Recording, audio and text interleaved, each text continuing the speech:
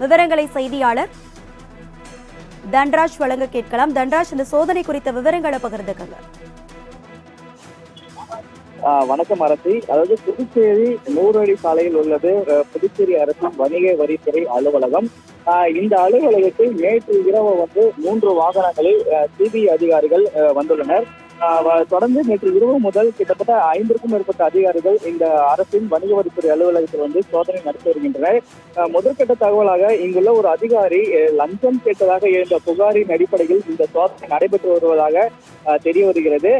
இன்று காலை முதலே அதிகாரிகள் சோதனை நடத்தி வருகின்றனர்.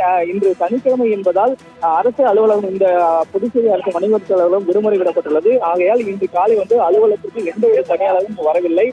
இருந்த போதிலும் இவர்கள் யாரை விசாரிக்க வேண்டுமோ அவர்கள் ஒருவராக அழைத்து விசாரணை நடத்தி வருகின்றனர்.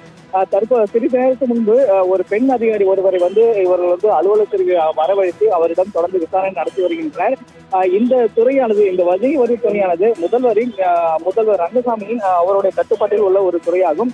மேலும் புதுச்சேரியில் ஒரு அரசு துறை அலுவலகத்தில் சிபிஐ அதிகாரிகள் சோதனை நடத்தி வருவது புதுச்சேரியில் பரபரப்பை ஏற்படுத்தியுள்ளது.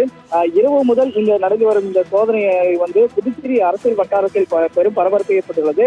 மேலும் இங்க இருக்கக்கூடிய காவல்துறைக்கோ இல்ல அரசு அதிகாரிகளுக்கோ இந்த சிபிஐ அதிகாரிகள் விசாரணை நடத்துவதற்கு எந்தவித தகவலும் இதுவரை அளிக்கப்படவில்லை.